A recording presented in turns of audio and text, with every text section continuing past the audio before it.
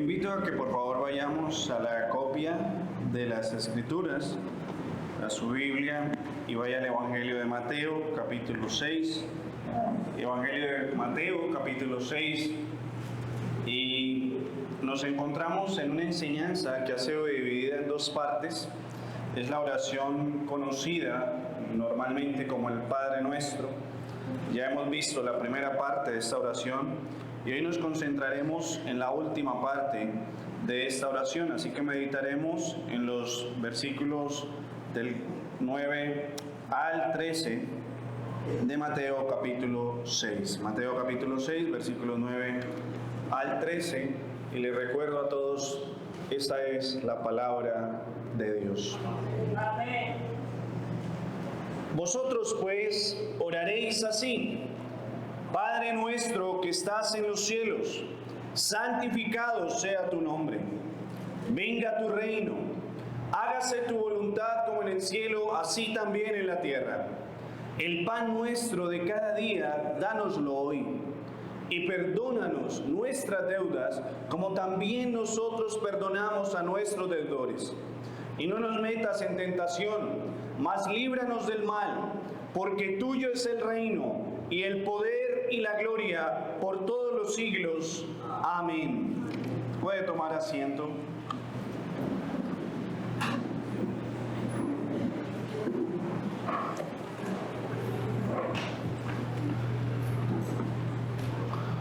Uno de los grandes desafíos en la relación entre padres e hijos hoy en día es la falta de comunicación y de unión familiar, la falta de conversación entre los padres y los hijos, entre la familia. Ahora, las posibles razones por las cuales ocurre esto tal vez sea por el avance tecnológico y hoy en día tener el uso excesivo del celular. El uso excesivo del celular. Se ha dicho, incluso esto no por pensadores cristianos, sino por personas seculares, por científicos o sociólogos, se ha dicho que el celular ha producido distanciamiento social y, por supuesto, emocional dentro del hogar. Una revista científica en el año 2024 reveló un estudio en 55 grupos familiares en Colombia y concluyó que el 75% de los padres toma su celular cuando va a comer con su familia. El 75%. Por supuesto, esto genera que se afecten la interacción, las conversaciones, la comunicación entre los miembros de la familia. Y de manera similar, la falta de comunicación impacta la vida espiritual del cristiano. Un cristiano tiene que tener la certeza y la conciencia de que el Padre Celestial siempre está disponible. El Dios eterno no tiene un celular con el cual distraerse. Él siempre tiene sus oídos dispuestos a escuchar a sus hijos. Dios habla todos los días a través de su palabra. Y Dios escucha todos los días, cada segundo, las oraciones y las plegarias que elevan sus hijos en esta tierra al cielo. Pero vemos entonces a muchos cristianos enfrentando graves crisis espirituales. Graves crisis en su falta de gozo, su falta de fe, su falta de firmeza, de fortaleza. ¿Y cuál es la primera razón? No se comunican con el Padre, no oran, no tienen una conversación con su Padre Celestial. Si tú quieres saber cuál es la razón por la cual tu vida espiritual está tan pobre hoy en día, mi hermano cristiano, mi hermana cristiana, lo primero que tienes que observar es qué tanto pasas tú en oración, qué tanto conversas tú con el Padre Celestial. El Señor Jesucristo, en esta sección del Sermón del Monte, enfatiza la importancia de la oración. La oración es un medio de gracia para el creyente, es decir, el creyente es edificado, es fortalecido en su vida espiritual. la oración no solamente es un acto de adoración sincera al Padre Celestial, sino que la oración también es una conversación sagrada con el Padre Eterno, es una conversación santa con el Padre Eterno. Así que el Señor Jesucristo deja claro, una de las señales del ciudadano del reino de los cielos es que se comunica con su Padre Celestial. Todo el tiempo ama la oración. Pero ya lo hemos dicho, el Señor Jesucristo no solamente ordena o manda a orar y nos dice, bueno, arréglatelas como puedas, sino que tiene la misericordia de explicarnos cómo orar e incluso darnos principios guías para el contenido de nuestra oración. El Padre Nuestro no es una simple fórmula repetitiva, no es para que usted lo repita todos los días o lo rece todo el tiempo y de esa manera Dios, de alguna manera misteriosa, le va a conceder todo lo que usted necesita. No, el Padre Nuestro es una guía de principios esenciales sobre cómo y qué debemos orar. Y usted puede observar una estructura de la cual ya hemos hablado. Mire el texto, vaya allí al versículo 9. Encontramos primero una invocación. Vosotros pues oraréis así. ¿Y cuál es la invocación? Padre nuestro que estás en los cielos. Y luego encontrará tres peticiones, que son peticiones que enmarcan la majestad y la gloria de Dios, exaltan el nombre de Dios. Ahí usted las puede observar. Santificado sea tu nombre, venga tu reino, hágase tu voluntad como en el cielo, así también en la tierra. Vemos tres peticiones. Luego vemos otras tres peticiones, y estas tres peticiones son súplicas por las necesidades físicas y necesidades espirituales de quien ora. Mírenlo allí, el pan nuestro de cada día, dánoslo hoy. Y perdónanos nuestras deudas, como también nosotros perdonamos a nuestros deudores, y no nos metas en tentación, mas líbranos del mal. Y cerramos esta oración con una doxología, ahorita explicaremos esto, con una adoración. Esta oración empieza con una alabanza, una adoración, y termina con una alabanza, una adoración. Porque tuyo es el reino, el poder y la gloria por todos los siglos. Amén. Así que el Padre Nuestro nos enseña que la oración del cristiano, del ciudadano del reino, debe ser profunda, significativa, pero adaptada a nuestras palabras. Son nuestras palabras las que deben de salir de nuestra boca, no las palabras prestadas de otros. Y ahí es donde expresamos nuestras necesidades personales, específicas, pero siempre con el mismo propósito: que Dios sea glorificado.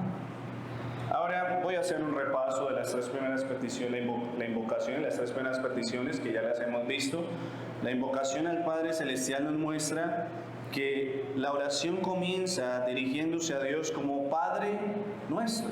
Esto resalta la relación cercana que tiene el creyente con el Padre Celestial, pero una relación reverente.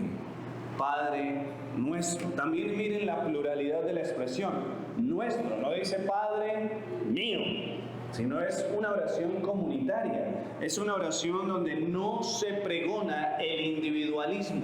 No es mi yo el que está clamando al Padre para satisfacer sus propias necesidades, sino que es este pobre en espíritu clamando para que satisfaga las necesidades, no solo las mías, sino las de otros.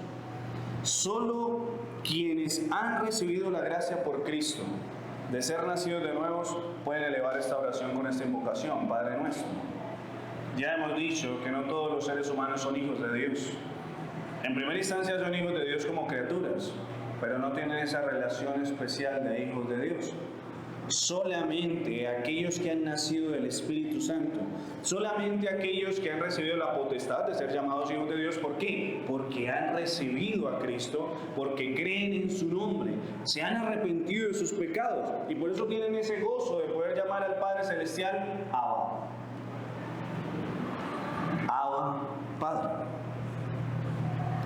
Aquí es donde vemos que toda oración debe ser en el nombre de Jesús. Porque el único que tiene el derecho de ser llamado hijo de Dios es Cristo, unigénito. Así que somos hijos de Dios. adoptados por la obra de Cristo, es en su nombre. Y ya lo hemos dicho, no quiere decir que todas las oraciones tengan que decir la fórmula en el nombre de Jesús para que sea una oración hecha en el nombre de Cristo. Ahora, al decir que es Padre nuestro que estás en los cielos, estamos diciendo que Dios gobierna sobre todo. Así que no estamos pidiendo a cualquiera. No estamos pidiendo ni siquiera al presidente de la República o de la mayor potencia del mundo. Estamos pidiendo a aquel que gobierna todo el universo. No hay nada imposible a quien invocamos. Ahora vemos las tres primeras peticiones. Estas peticiones son por Dios y su reino. La primera petición, santificado sea tu nombre. Y aquí observamos cómo Dios ha revelado su carácter mediante distintos nombres. Observamos en el Antiguo Testamento cómo Dios se hace llamar Jehová Jireh, porque Él es proveedor. Jehová Nisi, porque Él es el estandarte, Él es la bandera de su pueblo, quien le defiende. Elohim, la majestad, en plural. Vemos Adonai, Señor y dueño de la creación. Hemos visto cómo Dios ha revelado su majestad, su esencia, su ser a través de sus nombres. Así que el deseo del que ora es que el nombre de Dios sea exaltado, que Dios sea alabado, porque estamos queriendo honrar al que tiene un nombre que es sagrado. Eso enmarca la primera petición, que todas las demás peticiones serán siempre con el fin de adorarle a Él. La segunda petición es: venga tu reino. Y es el anhelo del establecimiento total del gobierno de Dios en la tierra, el cual avanza con cada conversión de una persona. Cada vez que alguien se convierte a Cristo, el reino de Dios avanza. Así que el cristiano anhela que el reino de Dios avance cada día. El reino de Dios ya se inauguró, Cristo ya vino. ¿Cuándo culminará el reino de Dios? Cuando Cristo regrese. Por eso en esta oración el cristiano dice: Señor, vuelve pronto, venga tu reino. Aquí es donde oramos por las misiones, por las iglesias, por los pastores, por los ministros de la palabra. Y aquí es donde oramos porque el evangelio sea predicado en todo lugar. Porque cuando sea predicado en todo lugar, Cristo volverá. Venga tu reino. Y la tercera petición en esta sección es: hágase tu voluntad como en el cielo, así también en la tierra. Deseamos con celo que se cumpla la voluntad revelada de Dios. Muchas personas se preguntan: ¿cuál es la voluntad de Dios? Bueno, la voluntad de Dios la podríamos clasificar en dos: la revelada y la oculta. ¿Sabe cuál es la revelada? Esta. Usted quiere tomar decisiones conforme a la voluntad de Dios, debe conocer ¿qué? La voluntad revelada de Dios. ¿Y cuál es la otra voluntad de Dios, por así llamarlo, por así clasificarlo? La voluntad oculta, es decir, el día a día, la providencia. Nosotros decimos: Señor, hágase tu voluntad. Y no estamos diciendo que se haga tu voluntad de la puerta de mi cuarto hacia afuera, sino que se haga su voluntad desde mi corazón.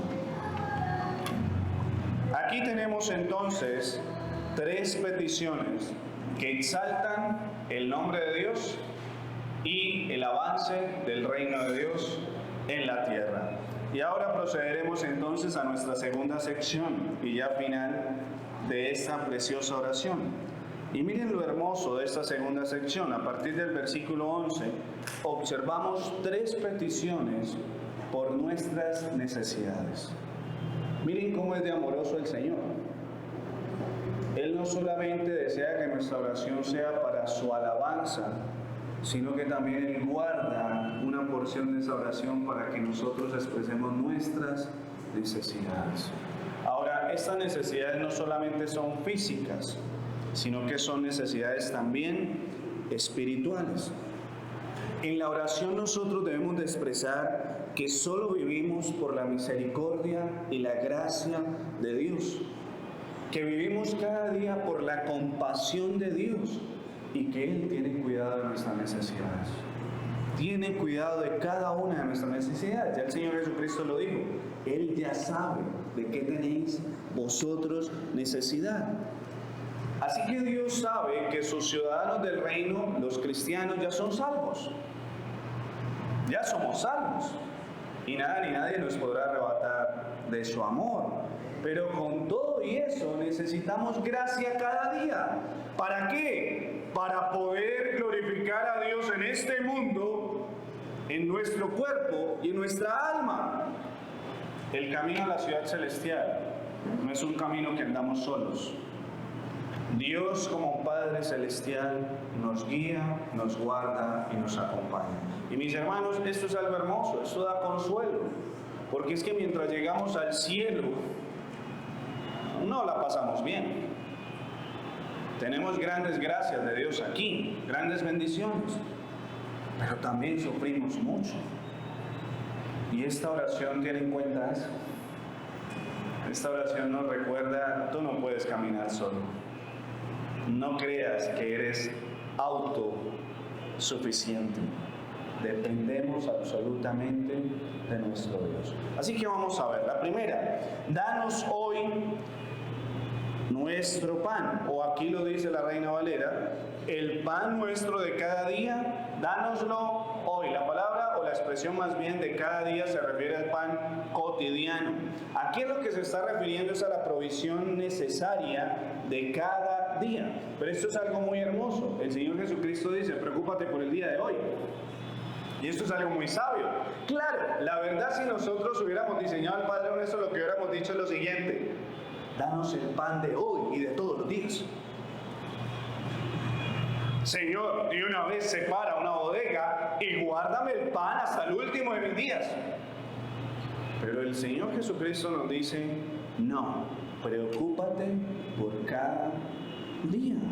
Cada día trae su propio afán. Él es proveedor a cada una de nuestras necesidades físicas. Miren que el trasfondo de esta petición no es simplemente tener comida en la mesa, sino es ser satisfechos en todas nuestras necesidades físicas, lo cual involucra incluso nuestra salud. Así que aquí esta oración está diciendo, sea pobre o rico, materialmente hablando el cristiano, Señor, todo lo que yo tengo proviene de ti. Sea rico o sea pobre, hablando materialmente el cristiano reconoce, Señor, sea lo que sea, todo lo poco o lo mucho que yo tengo, es porque tú me lo das. Y me lo das cada día. Miren, mis hermanos, esto nos da una conciencia que lo material en este mundo es muy efímero. Usted hoy puede ser la persona más rica que bendice a otros, que les da mercado, y mañana no tener absolutamente nada.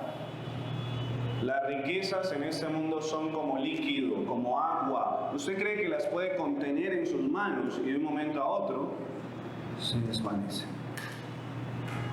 Así que el Señor Jesucristo nos está dando esa conciencia. Cada día dependemos de Dios. Usted hoy puede tener el mejor trabajo del mundo y mañana ser un desempleado más. Hoy puede tener una muy buena empresa y mañana estar en bancarrota. Ahora, esta oración enmarca algo muy bonito, y es que le pedimos a Dios lo necesario. Y aquí nos lleva a un proverbio muy hermoso, una oración de un proverbista, Proverbio capítulo 30. Puede ir usted allí en el Antiguo Testamento. Después del libro de los Salmos, usted encontrará el libro de los Proverbios.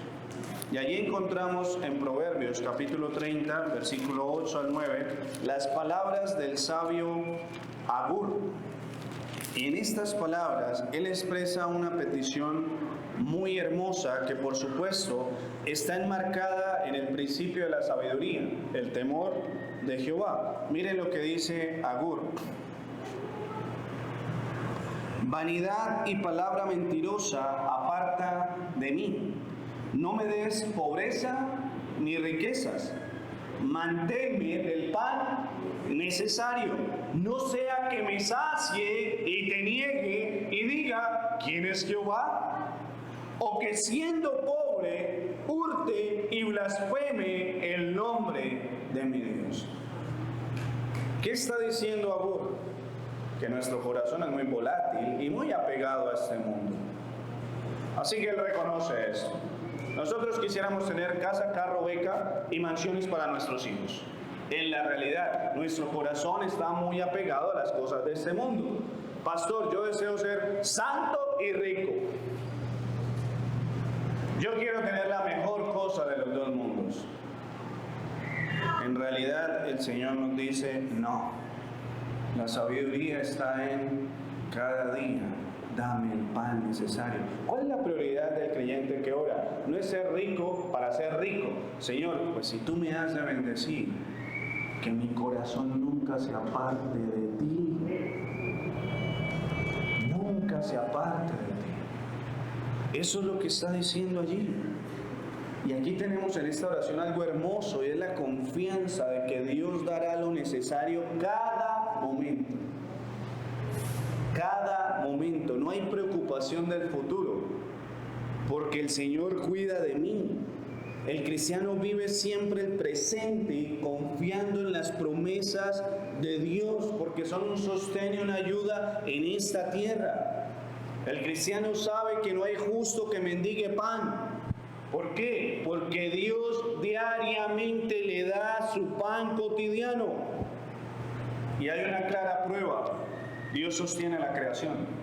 Vaya más atrás de Proverbios, Salmos capítulo 104, Salmos 104, versículo 14-15, miren. Él hace producir el heno para las bestias, está hablando de Dios, y la hierba para el servicio del hombre, sacando el pan de la tierra, y el vino que alegra el corazón del hombre, el aceite que hace brillar el rostro, y el pan que sustenta la vida del hombre. Se llenan de savia los árboles de Jehová, los cedros del Líbano que él plantó. Allí anidan las aves, en las hayas hace su casa la cigüeña. Y así usted puede seguir. ¿Y qué está diciendo el salmista? Todos los días Dios sustenta a su creación. Por eso usted no ve bancos de pájaros. Por eso usted no ve que los pájaros tienen Bancolombia, ni cuenta de ahorro, porque ellos todos los días esperan ¿de quién? De su Señor. Los únicos que acumulan y acumulan y acumulan, y no para los 7 años de vacas flacas, somos nosotros con un corazón avaricioso. Pero Dios sustenta la creación. Por eso esta oración también tiene un propósito hermoso, y es erradicar de nosotros la avaricia, la codicia y la envidia. Porque noten la pluralidad que dice: el pan mío, el mío. El mío, el del vecino no sé. El pan mío, dámelo cada día. Los otros que miren cómo se defienden. ¿Qué dice la oración? El pan nuestro. Y miren lo sabio que es el Señor Jesucristo, que ya nos enseñó que no debemos vengarnos, sino que además debemos de amar a nuestros enemigos. O sea que ese pan nuestro es también pedir para que el Señor supla pan para mi enemigo, para el que me hizo, para el que me robó. Sí, hermano. No es el pan mío, es el pan hasta de mis enemigos. Y Dios erradica la envidia de mi corazón. Oramos entonces en este principio. Recuerden que esto es un principio. Y aquí es donde nuestras oraciones entonces tienen la bendición de que podemos orar por nuestras necesidades físicas. Aquí, mi hermano en Cristo, usted puede orar porque usted se quedó sin empleo. Sí, ore al Padre Celestial. Porque la nevera está un poco escasa, ore al Padre Celestial. Pero también, pastor, estoy sufriendo de envidia. Me está dando dolor porque el otro prospera y yo no. Ora, pan nuestro de cada día, Señor, dámelo. Pero dale también a aquel. ¿A quién marca todas estas peticiones? Todo lo que tiene que ver con lo material, lo físico, está enmarcado en esta petición. Aquí es donde pedimos por la enfermedad, donde rogamos: Señor, si es tu voluntad, sana. Si es tu voluntad, sana a mi hermano, a mi amigo, a aquel que me hizo daño. Si es tu voluntad, sánale. Aquí es donde oramos con compasión por los enfermos. por aquellos que sufren en los hospitales con enfermedades terminales. Aquí está esa oración, por eso se refiere el pan nuestro. Dáslo hoy. Muy bien, ahora vamos a nuestra segunda petición particular. Dice el versículo 12, y perdónanos nuestras deudas como también nosotros perdonamos a nuestros deudores. Aquí estamos en la sección donde el ciudadano del reino, que sabe que le debe obediencia, sujeción al rey del reino, le rinde cuentas todos los días. Esta es la parte de la oración donde nosotros como hijos de Dios rendimos cuentas a nuestro Padre. Esta es la típica parte de la conversación entre un padre e hijo, donde el padre le dice, ¿cómo te fue? ¿Y te portaste bien? Y esa última pregunta es la que nos lleva a nosotros como hijos a meditar en cómo hemos vivido reflejando la paternidad de nuestro Dios, quien es santo. ¿Hemos vivido santamente? Así que esta sección no es para el que apenas se va a arrepentir, porque aquí estamos hablando de los ciudadanos del reino, los que pueden llamar a Dios Padre nuestro. Sin embargo, la primera oración de aquel que no ha creído y viene a Cristo es esa: Padre nuestro, perdona mi pecado. Pero aquí estamos en una sección de la oración diaria del creyente. El creyente todos los días hace un examen de conciencia, revisa su vida. El cristiano siempre se compara no con el vecino, no con el amigo, no con el hermano en Cristo, sino que se compara con Cristo. El cristiano ve el espejo, no el de la casa, el que muestra el ego, sino que ve el espejo de la palabra. El cristiano ve el espejo de la palabra y dice, ¿me he comportado como aquel que se muestra en la Biblia? Y aquí es donde todos vamos a tener que decir, Señor, perdona mis deudas. Cada día nosotros pecamos contra Dios. Ahora, en el texto que leímos en la dirección de culto, Lucas traduce la expresión perdónanos nuestras deudas, como lo hace Mateo, en perdona nuestros pecados o nuestras ofensas. Recuerden que Mateo era un contador. Mateo era un contador, Mateo era un publicano, así que Mateo tiene esa sagacidad y el Espíritu Santo usa de manera orgánica las facultades de Mateo para darnos a entender en un lenguaje financiero nuestra posición diaria con Dios. Cada vez que nosotros pecamos contra Dios, somos deudores. Somos deudores ante su moralidad, ante su santidad. Así que no hay contradicción, recuerden que estamos en la armonía de los evangelios, no hay contradicción entre Lucas ni Mateo. Mateo está diciendo, somos deudores de Dios espiritualmente cuando quebrantamos sus mandamientos. Pero el cristiano tiene una gran gracia de tener perdón todos los días. Tiene esa gracia. Ahora, no es que el acto de confesar los pecados hace que en ese momento entonces sea yo perdonado. Recuerden que el perdón del cristiano ocurrió ¿en dónde? En la cruz del Calvario. Pero el hecho de confesar el pecado es reconocer la santidad de Dios y mi relación paterna que Él tiene conmigo, mi relación como hijo. Yo debo de rendirle cuentas. Y no hay nada oculto delante de Él. Aquí es donde experimentamos nosotros ese gozo del perdón. ¿Saben que hay niños que se avergüenzan mucho cuando hacen algo muy malo? Cuando se portan muy mal y el papá o la mamá les dice arreglamos en la casa, el niño quisiera esconderse en cualquier lugar de la casa por vergüenza y no sabe si su padre lo perdonará.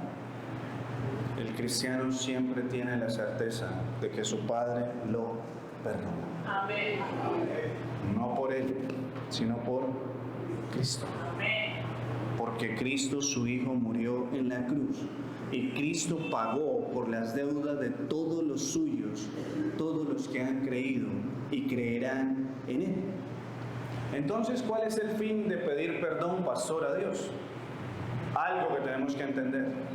Nuestra relación con Dios jamás puede ser arrebatada si somos cristianos, jamás puede ser cambiada. Seremos hijos, pero nuestra comunión sí se ve afectada. Y aquí es donde usted ve esos momentos tensos en la familia, donde el hijo o la hija sigue siendo hija, pero no estamos igual, porque él o ella ha actuado mal, o porque yo como padre le ofendí.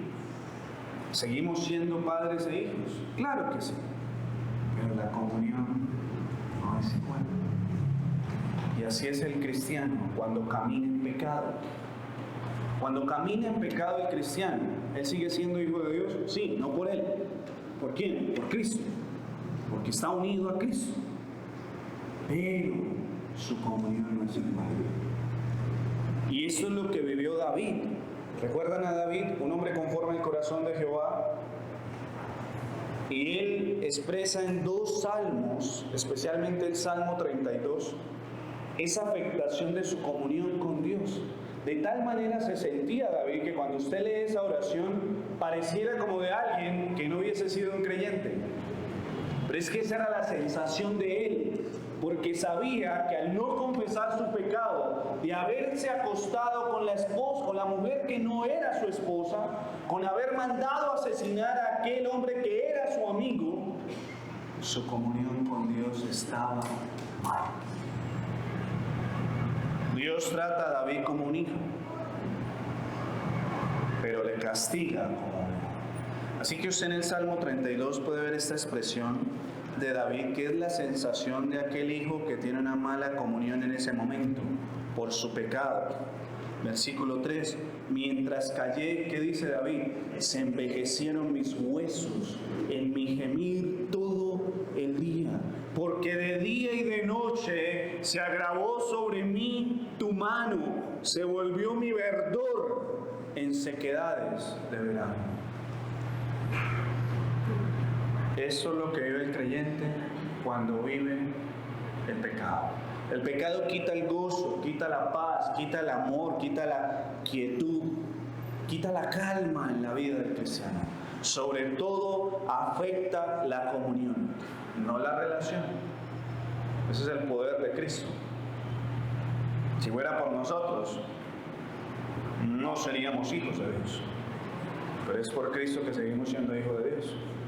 Hijos de Dios. Ahora, algo que tenemos que aclarar es que muchos se confunden en decir, como también nosotros perdonamos a nuestros deudores, en pensar que entonces Dios nos perdona porque nosotros perdonamos. Gracias a Dios esto no es así. Y creo que ningún cristiano tiene la seguridad de decir, claro, el Señor me perdonó porque yo perdoné. Vemos más bien en las consejerías todo lo contrario. Pastor, yo sé que el Señor me ha perdonado, pero no soy capaz de perdonarlo a ese que me ha ofendido. Si el perdón dependiera del perdón que nosotros damos, no habría perdón. A lo que se está refiriendo aquí el Señor es que es una muestra del corazón del que ha sido perdonado, el perdonar a aquel que le ha ofendido. El que vive el perdón puede perdonar. El que vive el perdón puede perdonar por una razón. Sabe que la deuda que tenía con Dios era infinitamente más grande que la deuda que tiene aquel que le hizo daño. Es así. Usted lo puede observar después en Mateo 18. Tengo una preciosa parábola y le recomiendo a aquellos que sufren para perdonar que dejen de alimentar su ego y su yo y estudien la parábola de Mateo 18, conocida como la parábola de los 2 deudores. Tenemos a un siervo cuyo amo le tenía una creencia. Este siervo le debía a su amo una suma que hoy podríamos calcular como que usted en más de 80 años no podrá pagar trabajando todos los días y dando el salario. Esa era la deuda. Tenía que vivir 4 vidas este siervo para poder pagarle a su amo. Y su amo, movido en misericordia, no aplica la justicia, sino que le perdona toda la deuda. Pero este siervo tenía un compañero de trabajo, un compañero de servicio, un consiervo. Y este consiervo le debía lo que hoy en día se traduciría como un mes de pago. Pero le instaba y le instaba, págame lo que me debes. Y el otro le decía, no tengo cómo. Y adivinen qué hizo este siervo. Aplicó justicia. Cuando el amo se dio cuenta, ¿cómo trata a este siervo? Siervo malvado. La deuda tuya era inmensa y no fuiste capaz de perdonar esto. Miren, mis hermanos, esa es la situación de nosotros frente a Dios.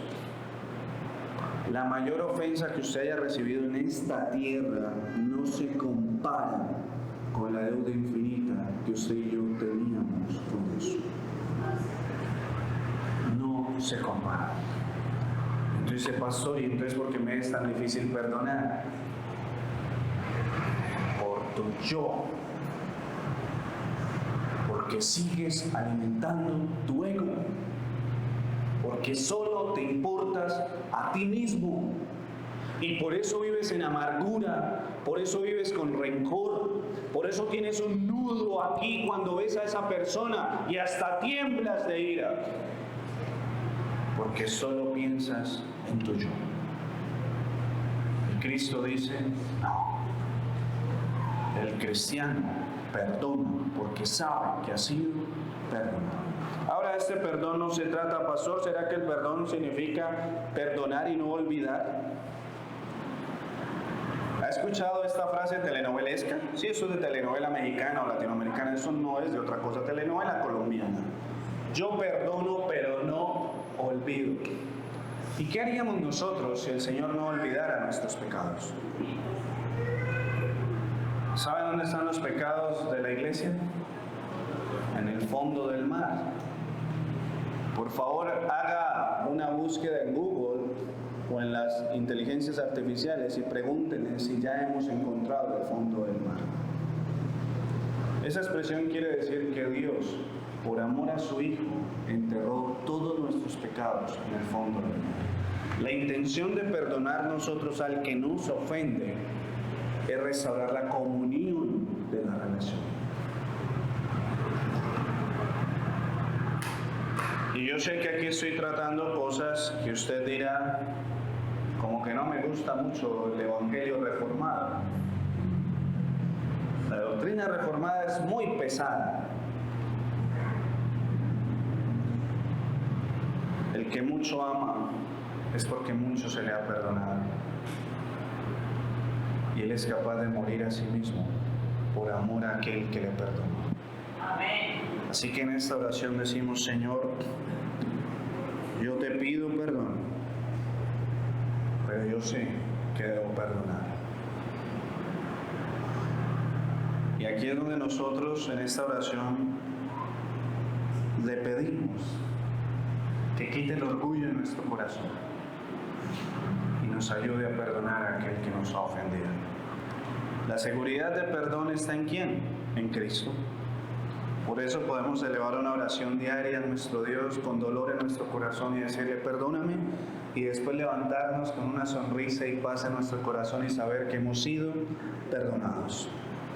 En esta sección oramos por la santificación de nuestras almas, por mortificar el pecado. También oramos por los hermanos en la fe, para que los hermanos también mantengan santidad, para que luchemos en santidad. Aquí oramos por las buenas relaciones entre la familia. Y no estoy hablando solamente del cristiano con los familiares cristianos. El cristiano ora por las buenas relaciones con los que no son creyentes. El cristiano ora por las relaciones con sus empleados, con sus compañeros de trabajo, compañeros de estudio, hasta con el Señor de los tintos. El cristiano siempre se preocupa porque Dios mantenga buenas relaciones en él. Eso está incluido en esta petición. Y ahora permítame terminar la última petición. Versículo 13. Y no nos metas en tentación, mas líbranos del mal. Aquí algunos discuten si hay una o dos peticiones. La verdad no es necesario ahondar en esta discusión. Lo que sí tenemos que dejar claro es que pareciera como si Dios nos metiera a nosotros en la tentación. Es decir, como si Él fuera el tentador, lo cual es totalmente una herejía y falsedad. Santiago nos lo deja muy claro. En Santiago capítulo 1, versículo 13, Santiago como pastor le dice a su iglesia: no piense ninguno que Dios tienta a alguien. No, Dios no tienta a nadie, porque Dios es 3 veces santo. Él no admite el pecado y Él no conduce a nadie a pecar. Ahora, la expresión de la Reina Valera de esta traducción al español, en mi concepto, no induce a error. No nos lleva a un error, porque debemos de comprender primero algo, y es la soberanía de Dios. Dios no tienta a nadie, pero Dios en su sabiduría infinita controla hasta el mal sin Él ser malo. Y eso lo vemos, por ejemplo, en el libro de Job. ¿Quién es el tentador?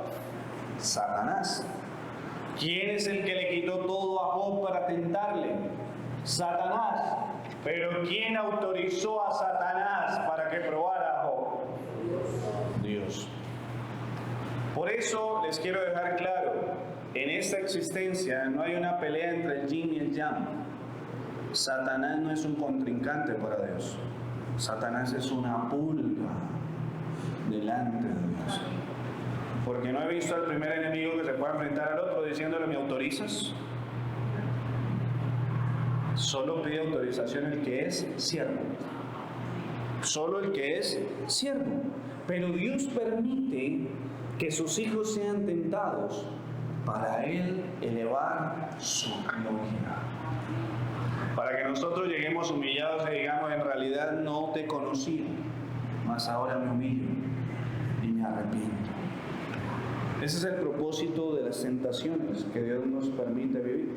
Ahora, en medio de la tentación, el Señor nos da la gracia de tener fuerza para no pecar al ser tentados. Y aquí la oración es importantísima. Esta es la verdadera guerra espiritual. Esta es la verdadera guerra espiritual. Por eso no se les olvide que Pablo tiene como un arma de la armadura de Dios en Efesios 6, la oración. La oración es parte de la armadura del cristiano. Es necesaria para no ser caídos en el día malo, para resistir, para poder luchar contra Satanás. Porque la lucha contra Satanás no es como en un ring de boxeo. Nosotros luchamos resistiendo al diablo y él huirá de nosotros. ¿Cómo le resistimos? Orando. Por eso en Lucas capítulo 22, 40, el Señor Jesucristo le dice a sus discípulos: orad para que no entréis en tentación. Necesitamos la oración para resistir al diablo, para vencer a Satanás. En Mateo 26, ya en la última parte de la pasión de nuestro Señor Jesucristo, dice: velad y orad para que no entréis en tentación. ¿Por qué? Porque el espíritu a la verdad está dispuesto, pero la carne es débil. La oración nos invita entonces a perseverar. Esa es una petición al Señor rogándole: ayúdame a perseverar, ayuda a mantenerme en medio de la tentación, porque aquí esto proviene de un corazón limpio. ¿Recuerdan? Bienaventurados los limpios de corazón. Anhelamos no pecar, anhelamos no ofender a nuestro Señor. Siempre rogamos al Señor: ayúdanos a no pecar. No para ser unos buenos fariseos diciéndole al otro: qué pecador eres tú, sino porque no deseamos desagradar a nuestro Padre Celestial. Ayúdame a no pecar. Y tenemos un consuelo. Vaya a la primera carta de Corintios, el apóstol Pablo nos da un muy buen consuelo. Primera carta de Corintios, capítulo 10, versículo 13. Y miren lo que dice el apóstol Pablo: lo bueno que es nuestro Dios en su soberanía. No os ha sobrevenido ninguna tentación que no sea humana, que no podamos resistir. Pero fiel es Dios, que no os dejará ser tentados más de lo que podéis resistir, sino que dará también juntamente con la tentación la salida para que podáis soportar. ¿Saben cuál es la salida? La oración. Estoy siendo tentado. ¿Qué debo hacer? Orar. Señor, sabes mi debilidad, sabes mi corazón, pero no deseo pecar. Ayúdame. Ayúdame. Quiero resistir el mal con decisión. Quiero perseverar porque mi Cristo perseveró en santidad. El cristiano quiere ser como Cristo. Ahora, las pruebas en este mundo son diversas, son de muchas características y Dios permite que seamos probados por medio de esas, valga la redundancia, pruebas. El Evangelio nos libra y nos salva de las tribulaciones y de las aflicciones. ¿En qué sentido? Pastor, yo sigo sufriendo. Qué bueno, eres cristiano. ¿Y entonces en qué me libra de las tribulaciones? En que si no eres cristiano, ¿sabes para qué te sirve el dolor y el sufrimiento en este mundo? Para anticiparte el juicio venidero. Pero si eres cristiano, ¿sabes para qué te sirve el sufrimiento en este mundo? Para ser formado a la imagen de Dios, a la imagen de Cristo, y eso te conviene. Es diferente. Es diferente cuando se sufre para morir, cuando se sufre para ser fortalecido. El cristiano sufre para ser fortalecido.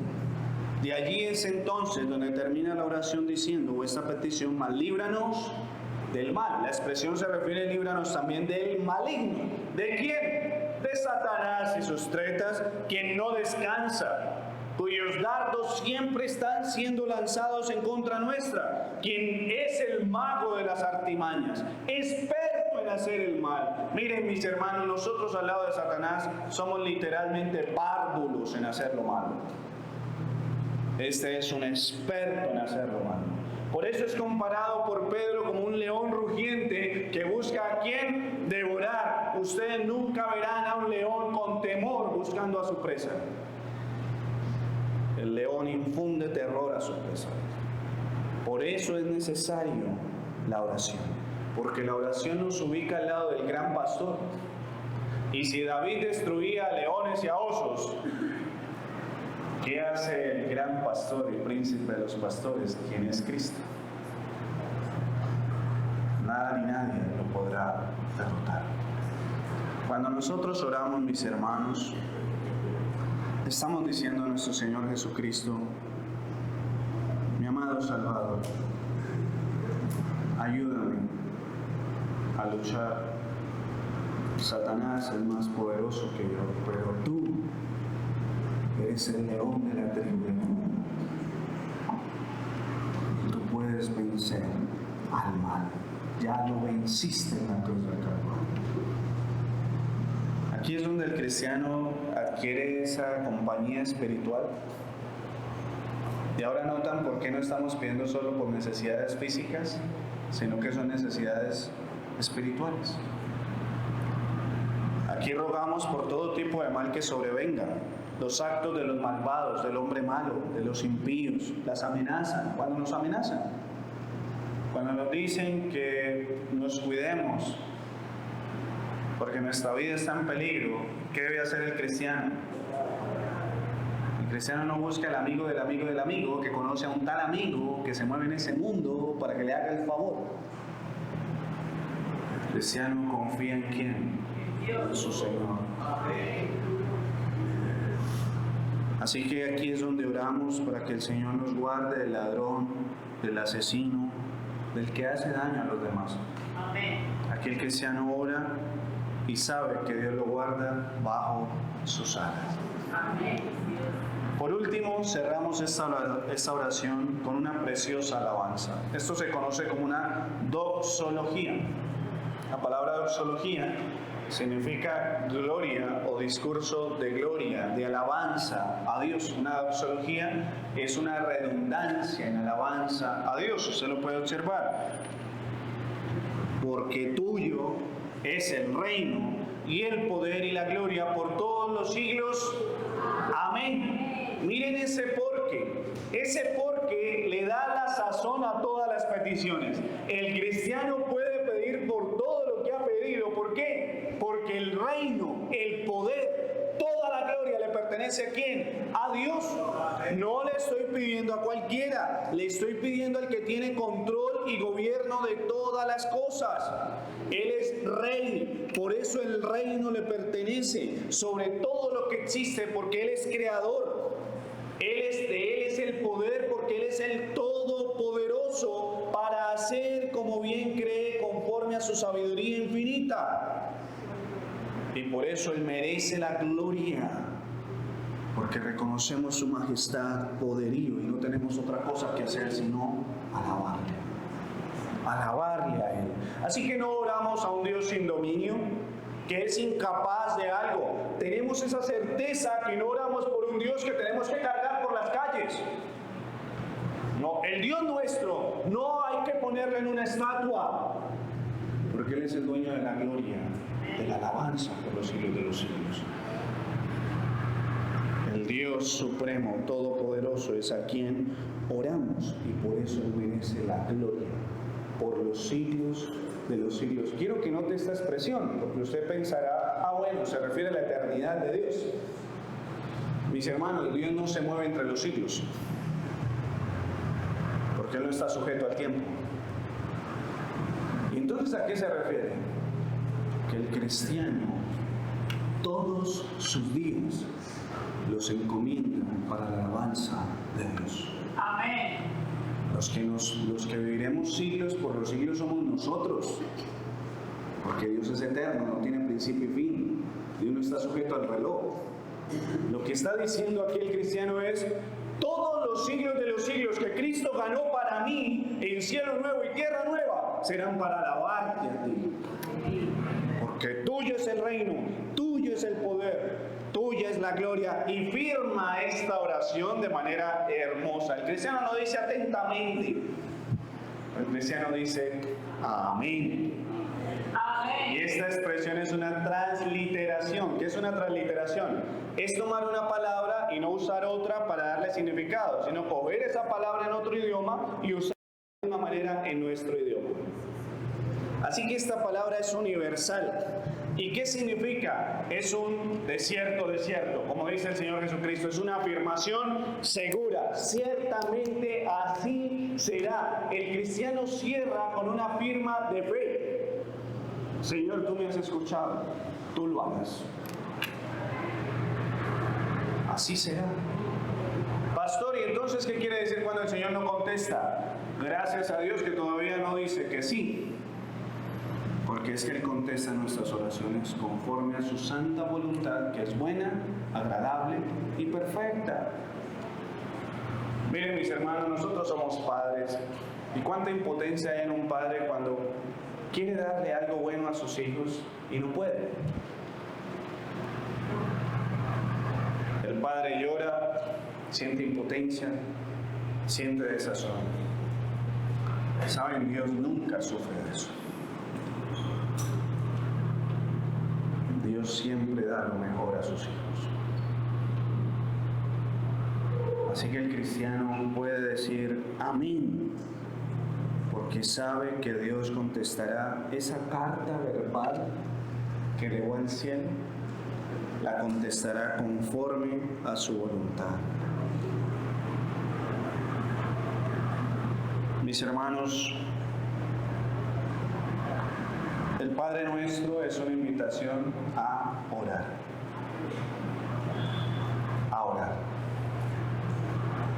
De aquí le quiero hablar a todo cristiano que está pasando por una situación compleja en su vida, sea por una necesidad espiritual o una necesidad física. Mi hermano, ¿sabes a cuánto estás de la solución a tu situación? A un doblar tus rodillas. A eso estás. No tienes que ir a ningún lugar del mundo. No tienes que ir a pedirle cita a aquel que tiene una buena influencia en el gobierno, a ver si algún día te dan 5 minutos de conversación. Solo es doblar tus rodillas. A eso estás, de ser librado del mal, de ser protegido, de ser bendecido por Dios. Por eso, como única aplicación para los cristianos, ¿qué es lo único que tengo para decirles, mis hermanos? Que hay que orar en todo tiempo. Esa es la aplicación, no tengo nada más que decir. Hay que orar por toda ocasión, por toda necesidad. Cuando usted viva algo, sea bueno o malo, no piense primero en contarle a los demás, no piense primero si quieren disfrutarlo, sin antes elevar una oración a Dios. Cuando llegue un momento de crisis, usted no piense en quién voy a llamar. Inmediatamente dirija su corazón y su vista ¿a dónde? Al cielo. Es algo inaudito que uno tenga que buscar al más poderoso de la tierra, teniendo al todopoderoso del universo. Y está solo a un doblar de rodillas. ¿Qué le puedo invitar yo a la iglesia? No debemos dejar de orar. Nuestros hijos deben vernos orando en cada comida.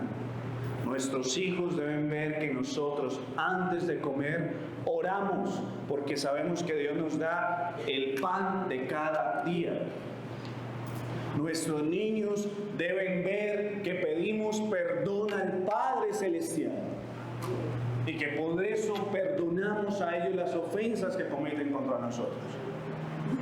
Nuestros niños deben de ver que cuando estamos pasando peligros o situaciones difíciles, lo que hacemos es orar.